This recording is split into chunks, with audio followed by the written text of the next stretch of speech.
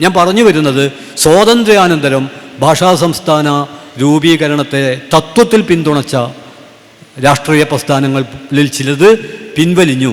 പക്ഷെ അപ്പോഴും അതിനെ തത്വത്തിലും പ്രയോഗത്തിലും എതിർത്തത് 4 സംഘടനകളാണ്.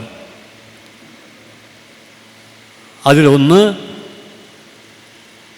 ഓൾ ഇന്ത്യ എക്സ്പോർട്ടേഴ്സ് അസോസിയേഷൻ, മറ്റൊന്ന് ഓൾ ഇന്ത്യ മാനുഫാക്ചേഴ്സ് അസോസിയേഷൻ.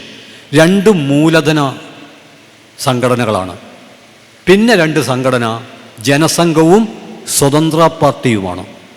ഈ 4 സംഘടനകളാണ് സംസ്ഥാനങ്ങളുടെ രൂപീകരണത്തിനെതിരെ കടുത്ത നിലപാട് തത്വത്തിലും പ്രയോഗത്തിലും സ്വീകരിച്ചത്.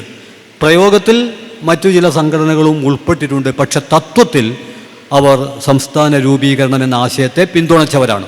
ഞാൻ സൂചിപ്പിക്കുന്നത്, എന്തുകൊണ്ടാണ് ഈ 4 സംഘടനകൾ ഇന്നത്തെ ഇന്ത്യൻ നവഫാസിസ്റ്റ് രാഷ്ട്രീയത്തിൻ്റെ ഉള്ളടക്കം വിശകലനം ചെയ്യുമ്പോൾ അതിൻ്റെ ഒരു ചരിത്ര പശ്ചാത്തലം എന്ന അർത്ഥത്തിൽ ഫെഡറലിസത്തിനെതിരെ, ഭാഷാ സംസ്ഥാനങ്ങളുടെ രൂപീകരണത്തിനെതിരെ നിലകൊണ്ട 4 സംഘടനകളുടെ ഒരു ചരിത്രം നമ്മൾ പരിശോധിക്കേണ്ടതുണ്ട്. അതിൽ 2 ഞാൻ നേരത്തെ സൂചിപ്പിച്ചു. ഓൾ ഇന്ത്യ എക്സ്പോർട്ടേഴ്സ് അസോസിയേഷനും ഓൾ ഇന്ത്യ മാനുഫാക്ചേഴ്സ് അസോസിയേഷനുമാണ്. അത് മൂലധന മേൽക്കോയ്മ ഇന്ത്യൻ ജനതയ്ക്ക് മേൽ അടിച്ചേൽപ്പിക്കാൻ അവരെ സംബന്ധിച്ചിടത്തോളം ഒരേ ഒരു ഇന്ത്യ എന്ന മുദ്രാവാക്യം അവർ വിളിച്ചത് ഒരൊറ്റ വിപണി എന്ന അർത്ഥത്തിലാണ്. അവരുടെ ഇന്ത്യ എന്ന് പറയുന്നത് ഒരൊറ്റ വിപണിയാണ്. ആ ഒരൊറ്റ വിപണി ഒരുങ്ങിക്കിട്ടുമ്പോൾ അതുവഴി അവർക്കുണ്ടാവുന്ന വലിയ സാമ്പത്തിക സാംസ്കാരിക ലാഭങ്ങളുണ്ട്. അതിനുവേണ്ടി അവർ ഒരേ ഒരു ഇന്ത്യ എന്ന മുദ്രാവാക്യത്തിൻ്റെ കീഴിൽ അണിനിരന്നു. പക്ഷേ യഥാർത്ഥ ഇന്ത്യ എന്ന് പറയുന്നത് മലയാളിയും തമിഴരും ഒക്കെ അടങ്ങുന്ന വ്യത്യസ്ത ഭാഷകൾ സംസാരിക്കുന്ന, ആ ഭാഷയിലൂടെ തങ്ങളെ ആവിഷ്കരിക്കുന്ന ഒരു ജനതയാണ്. അത് പരിഗണിച്ചില്ല. അതേസമയം ജനസംഘവും സ്വതന്ത്ര പാർട്ടിയും സംസ്ഥാന രൂപീകരണത്തിന് ഈ ഫെഡറൽ എന്ന് നമ്മൾ പറയുമ്പോൾ അധികാര വികേന്ദ്രീകരണത്തിൻ്റെ ഏറ്റവും ശക്തമായ പ്രാഥമിക സാന്നിധ്യം സംസ്ഥാനം, പിന്നെ അത് വികേന്ദ്രീകൃതമായ അധികാരമായി ഗ്രാമത്തിലേക്ക് വരെ, ഓരോ വ്യക്തിയിലേക്കും വരെ.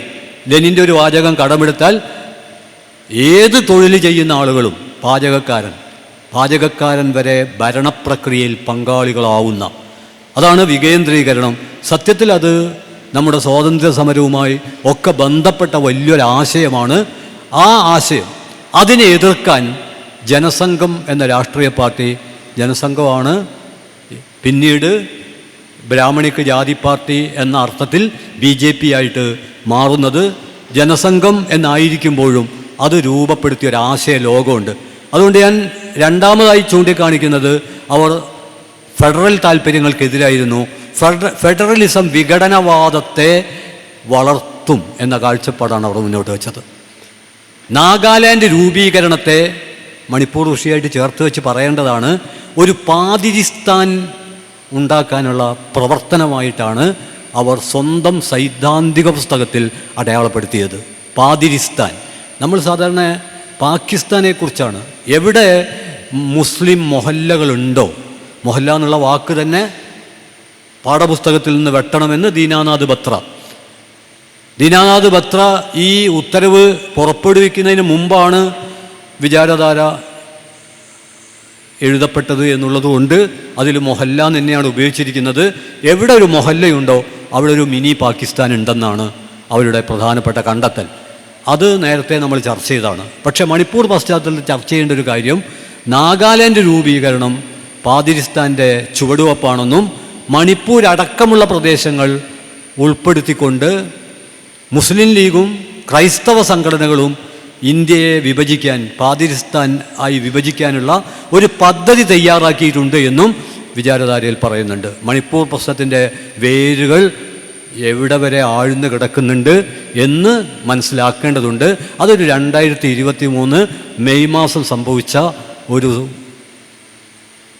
പൊട്ടിത്തെറി അല്ല.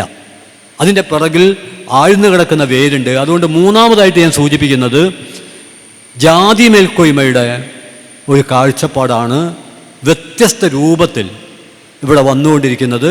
സാധാരണ RSS രൂപീകരണത്തെക്കുറിച്ച് പറയുമ്പോൾ 925 വിശദാംശങ്ങളിലേക്ക് ഞാൻ പോകുന്നില്ല. 925 ആയിരക്കണക്കിന് വർഷങ്ങൾക്ക് മുമ്പ് ഇവിടെ ബഹുസ്വരതയെ വെല്ലുവിളിക്കുന്ന, അതോടൊപ്പം തന്നെ വികേന്ദ്രീകരണത്തെ വെല്ലുവിളിക്കുന്ന, ജനായത്തത്തെ വെല്ലുവിളിക്കുന്ന ഒരു ആഭ്യന്തര അധിനിവേശം, സാമ്രാജ്യത്വം ഇന്ത്യയിൽ ഉണ്ടായിട്ടുണ്ട്. അതാണ് ഇന്ത്യൻ ജാതി മേൽക്കോയ്മ വ്യവസ്ഥ. നമ്മൾ ബ്രിട്ടീഷ് സാമ്രാജ്യത്വത്തെക്കുറിച്ചും ആ സാമ്രാജ്യത്വത്തിനെതിരെ ഇന്ത്യക്കാർ നടത്തിയ സമരത്തെക്കുറിച്ചും പറയണം. എന്നാൽ അതിൻ്റെ കൂടെ തന്നെ അത്ര തന്നെ പ്രാധാന്യത്തോടെ നാം ചേർത്ത് വെക്കേണ്ട ഒന്നാണ് ആഭ്യന്തര കൊളോണിയലിസം എന്ന് പറയുന്നത്. മഹാത്മാഗാന്ധി വിദേശ വസ്ത്ര ബഹിഷ്കരണം നടത്തുമ്പോൾ അത് ബ്രിട്ടീഷ് സാമ്രാജ്യത്വത്തിന് എപ്രകാരം എതിരായിരുന്നുവോ അപ്രകാരം തന്നെ ആഭ്യന്തര കൊളോണിയലിസത്തിനെതിരായ ഒരു മഹാസമരമായിരുന്നു 927 ഡിസംബർ 25 അംബേദ്കർ നടത്തിയ മനുസ്മൃതി ദഹനം. നമ്മൾ വിദേശ വസ്ത്ര ബഹിഷ്കരണത്തെക്കുറിച്ച് ആ സമരത്തിൻ്റെ ഊർജം ഉൾക്കൊള്ളണം. അത്ര തന്നെ ഉൾക്കൊള്ളണം മനുസ്മൃതി ദഹനത്തിൻ്റെ പശ്ചാത്തലമായി ഉയർന്നു വന്ന ജാതി മേൽക്കോയ്മയ്ക്കെതിരായ കീഴാളരുടെ ആഭ്യന്തര അധിനിവേശത്തിനെതിരായ സമരവും. രണ്ട് സമരവും വളരെ പ്രധാനപ്പെട്ടതാണ്. ഇന്നത്തെ ഇന്ത്യൻ ഫാസത്ത് നമ്മൾ വിശകലനം ചെയ്യുമ്പോൾ, നവഫാസത്തെ വിശകലനം ചെയ്യുമ്പോൾ ഒറ്റ വാചകത്തിൽ പറഞ്ഞാൽ സാംസ്കാരികമായി ജാതി മേൽക്കോയ്മയുടെയും സാമ്പത്തികമായി കോർപ്പറേറ്റ് മൂലധനത്തിൻ്റെയും ഉരുകിച്ചേരലിൽ നിന്നുണ്ടായ ഒരു രാഷ്ട്രവ്യവസ്ഥ എന്ന അർത്ഥത്തിലാണ് ഇന്ത്യൻ ഫാസത്തെ നാം അടയാളപ്പെടുത്തേണ്ടത്. അതിൻ്റെ സാംസ്കാരികമായ മേൽക്കോയ്മ ഇന്നും നമ്മുടെ ജീവിതത്തിൽ എല്ലാ തരത്തിലും പ്രവർത്തിച്ചുകൊണ്ടിരിക്കുകയാണ്. അതിനെ നേരിടാതെ, അതിനോട് ഏറ്റുമുട്ടാതെ, അതിനെ കീഴ്പ്പെടുത്താതെ ബഹുസ്വരത, അവർ തടവിലിട്ട ബഹുസ്വരതയെ സ്വതന്ത്രമാക്കാൻ പറ്റില്ല. അതുകൊണ്ട് ജാതി മേൽക്കോയ്മ എപ്രകാരമാണ് ബഹുസ്വരതയെ, വികേന്ദ്രീകരണത്തെ, ഏറ്റവും വലിയ കേന്ദ്രീകരണമാണത്. അതിനെയാണ് മഹാത്മാ ബുദ്ധൻ ചോദ്യം ചെയ്തത്, അതിനെയാണ് മഹാത്മാ ജ്യോതിബ ഫുലെ ചോദ്യം ചെയ്തത്, മഹാത്മാ സാവിത്രി ഫുലെ ചോദ്യം ചെയ്തത്, പണ്ഡിറ്റ് താരാഭായ് ചോദ്യം ചെയ്തത്, ഷാഹു മഹാരാജ് ചോദ്യം ചെയ്തത്, അംബേദ്കറും EVR ശ്രീനാരായണ ഗുരുവും അയ്യങ്കാളിയും പൊയ്കയിൽ അപ്പച്ചനും ഒക്കെ ചോദ്യം ചെയ്തത് ഈ കേന്ദ്രീകൃത ജാതി മേൽക്കോയ്മയുടെ പ്രത്യയശാസ്ത്ര ലോകത്തെയാണ്. അതാണ് ഞാൻ മൂന്നാമത് ചുരുക്കി പറയാൻ ശ്രമിക്കുന്നത്.